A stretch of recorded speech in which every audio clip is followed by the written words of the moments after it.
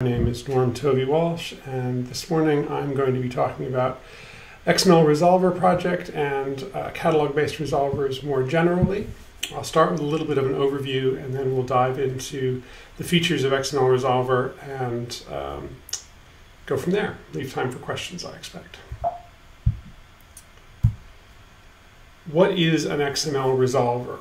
Well, it's just a bit of code that mediates between your application and the resources your application tries to load. So if your parser attempts to get a DTD or a schema, or if your application attempts to load a style sheet, the XML Resolver gets to look at that request before it goes out over the web and decide if it knows some other way of resolving that resource.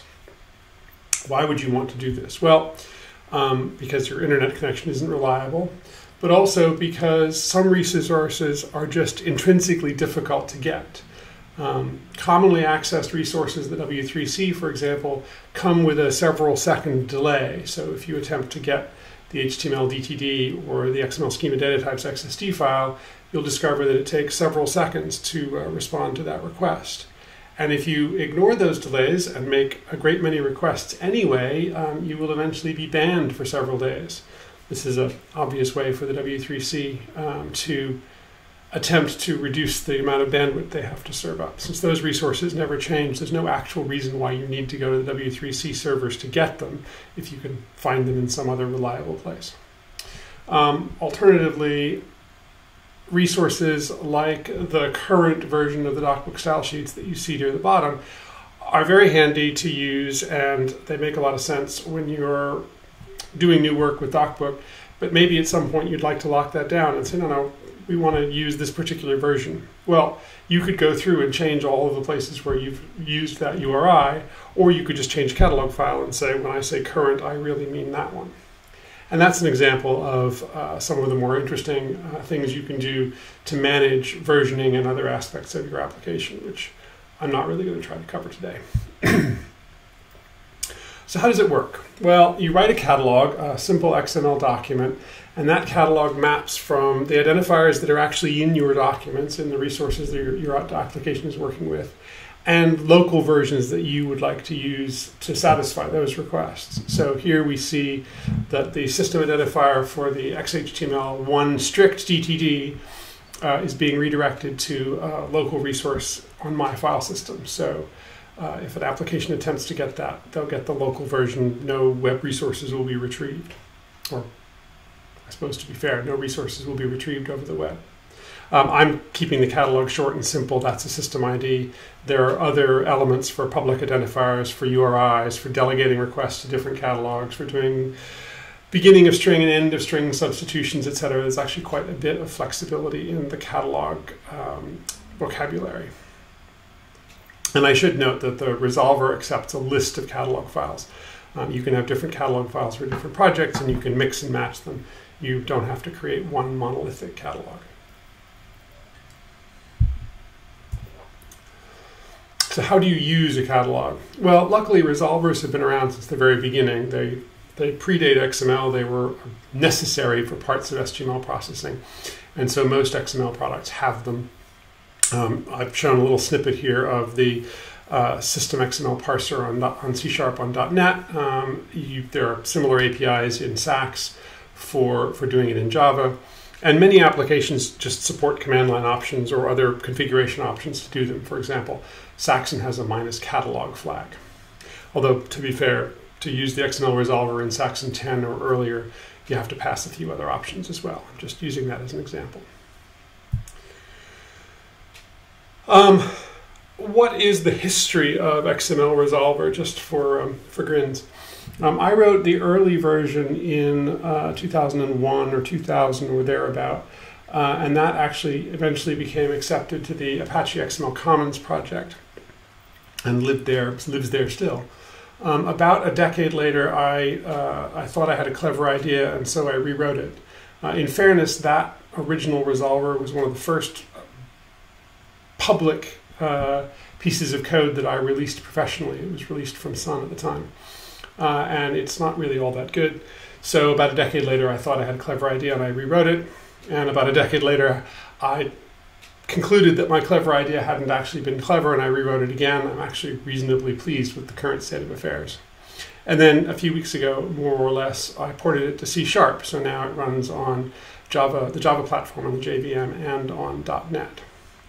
I fully expect these new versions will turn up as the default resolvers in products that you probably use every day, real soon now. What is the one downside, the one obvious downside to catalog-based resolvers? Well, that is that you have to write the catalogs. Now, I don't think that it's actually particularly difficult or challenging to write catalogs. The vocabulary isn't actually all that difficult to use, and the intellectual challenge of mapping the identifiers isn't all that difficult, but they can be kind of large, and it can be a little bit tedious to try and write them. And so one of the things that I've spent a fair bit of time doing recently in the Resolver in the latest version is trying to simplify some of these things and add features that make catalog-based resolvers even easier to use. One of those features is caching.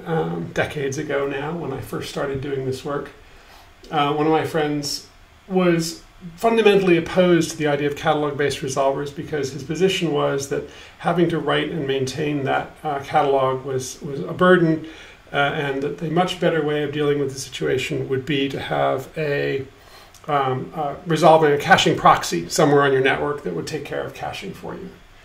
And I think that's a perfectly reasonable approach to make. I think a caching proxy has a couple of disadvantages. It's not as flexible as catalog-based resolver, but more importantly, it's vastly more difficult to set up and install and manage and use. Yes, if you're a networking wizard, it's not that big of a challenge, but for the ordinary user, where writing a catalog might be a small challenge, installing and understanding and using a system-level caching proxy would be quite difficult.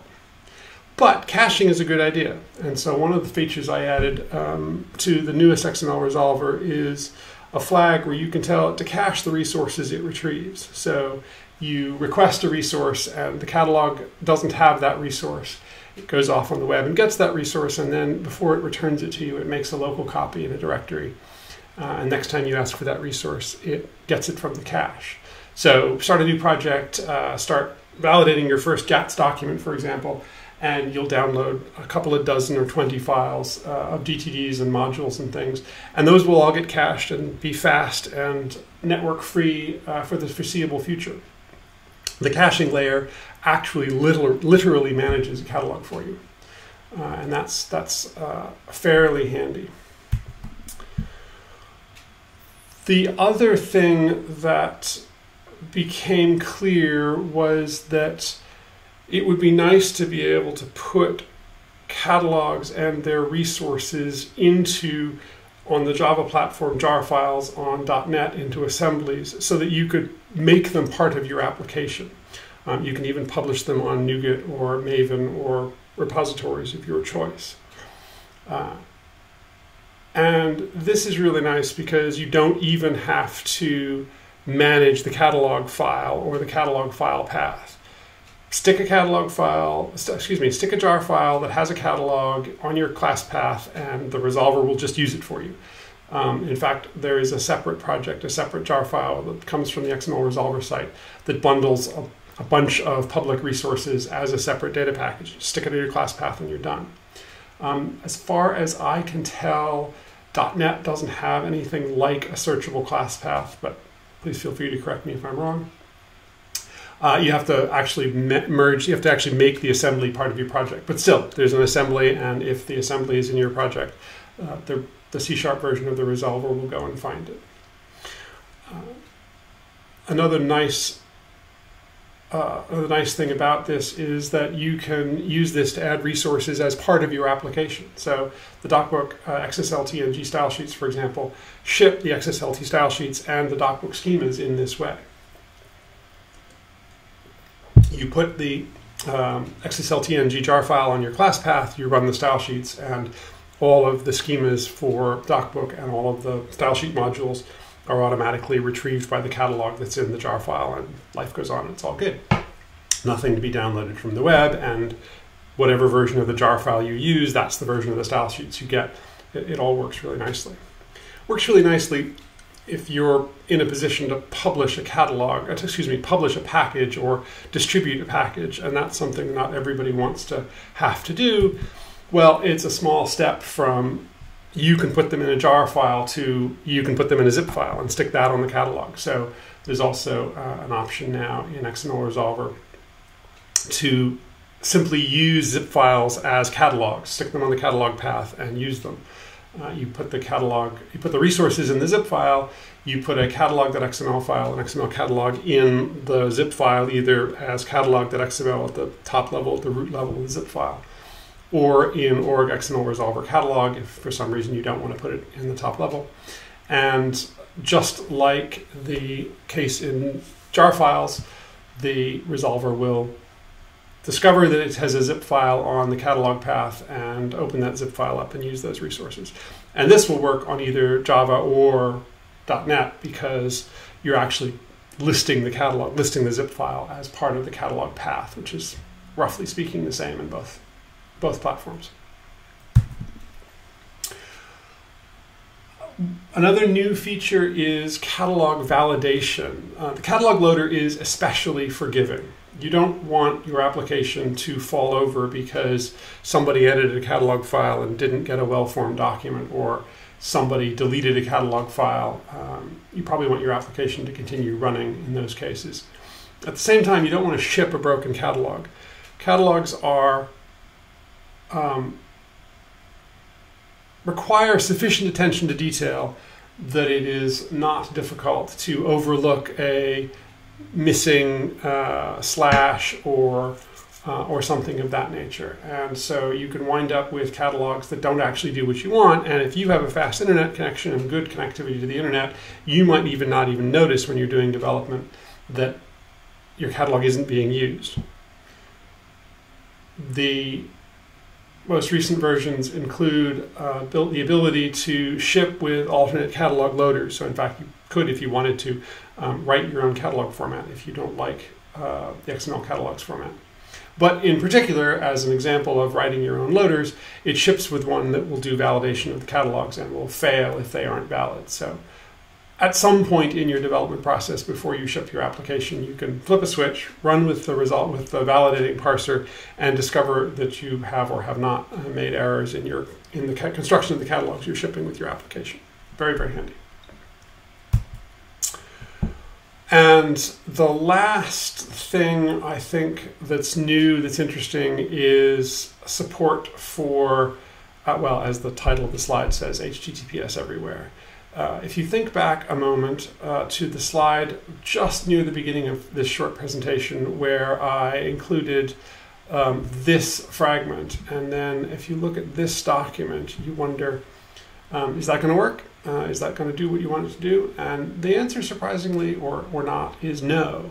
From the catalog resolver's perspective, URIs are just identifiers, and this identifier with 4 letters at the beginning is different from this identifier with 5 letters at the beginning. And so this will actually blithely go right past the catalog and have to be retrieved from the net, and will take several seconds and be quite annoying. The obvious solution to this problem is simply because you don't know how authors are going to reference things, and because we've lived across the boundary between it was okay to use HTTP on the web and now you really ought to only use HTTPS on the web. So we have documents that exist that just use HTTP, and we have authors who have been trained now to use HTTPS for new stuff, and so you have a mixture. And obviously you can solve this by just listing every single identifier twice in the catalog, because if maintaining a catalog with 100 entries in it is annoying, maintaining a catalog with 200 almost identical entries in it must be more fun. No, that would not be. It works. It's what I've done historically over the past few years for most of the catalogs I produce for things like DocBook. But recently I decided that the obvious answer was to add a feature to the resolver that says, look, if two resources are the same, except that one of them is identified by HTTP and one of them is identified by HTTPS, then assume one will substitute for the other and return it anyway. So now you can list either only the HTTPS forms or only the HTTP forms in the catalog, whichever you prefer, and the resolver will do the right thing if somebody requests one with the other identifier.